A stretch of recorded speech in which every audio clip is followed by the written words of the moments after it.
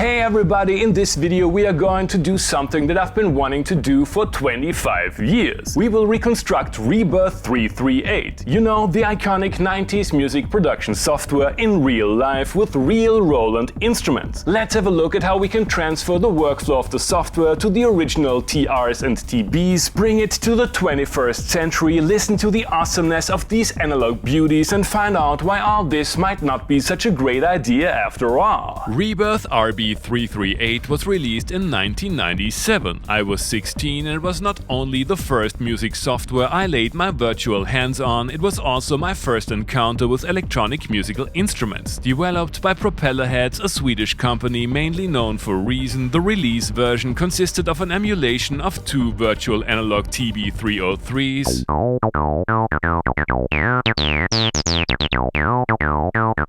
and a sample-based TR-808. They later added a TR-909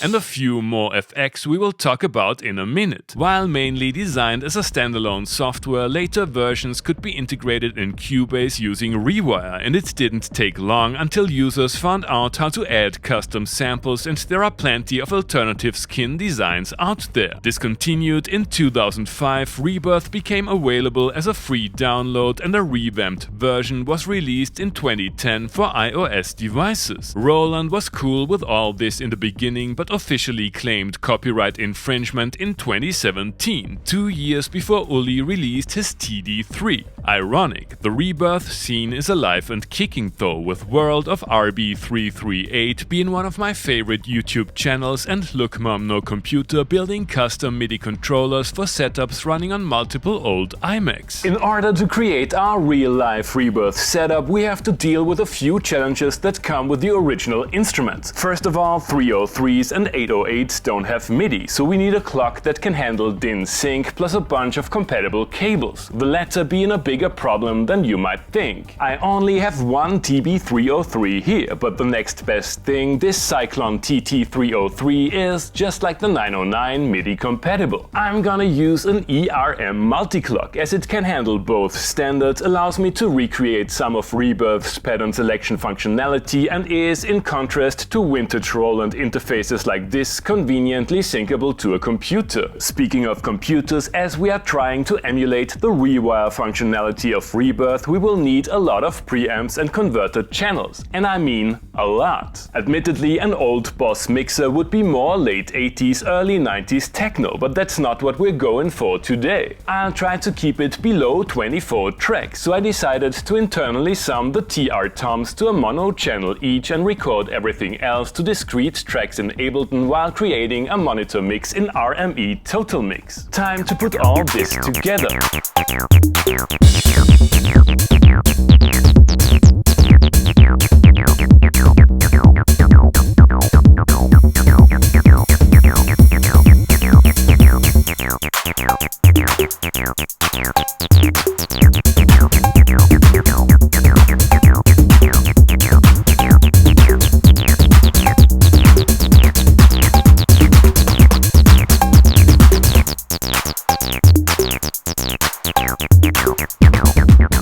In spite of the Instagram and TikTok-worthy aspect ratio, this setup doesn't look very nice, and the layout doesn't translate so well to the real world from an ergonomic point of view.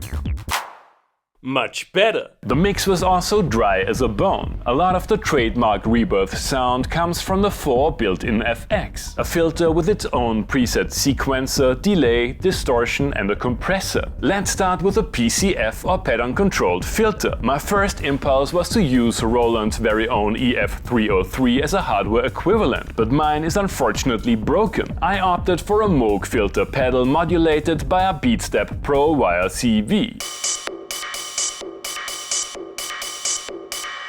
Next, there's a simple delay. I'm gonna cheat a bit with the EHX Canyon, receiving tap tempo from one of the Beatstep Pro drum gates. When it comes to distorting 303s, a Red or Tube Screamer come to mind, but you can't go wrong with a Boss DS1. I'm using a reamping setup for impedance adjustment. I've never been a fan of the original ReBirth compressor, so the EHX platform is certainly an improvement.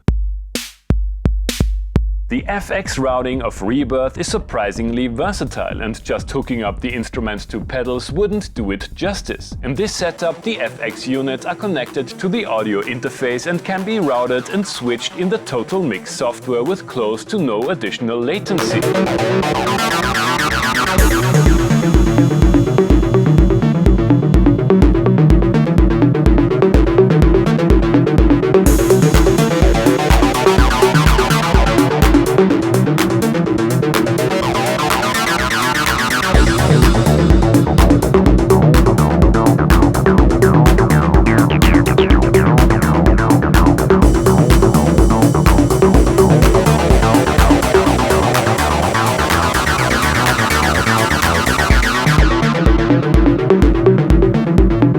Just in case you were wondering where all these vintage instruments come from, this is Feedback Underground Studios right next to the famous Ferris wheel in Vienna you might know from The Third Man. Be melodramatic.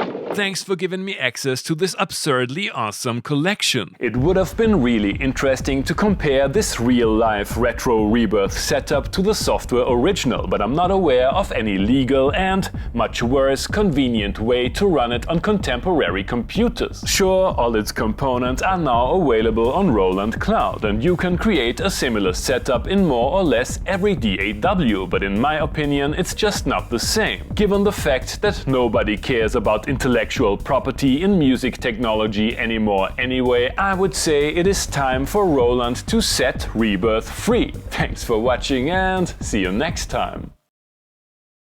Hey everybody, I hope you enjoyed this video. Feel free to like, subscribe, become a patron and leave a comment what other kind of non-bad gear stuff I should do on this channel.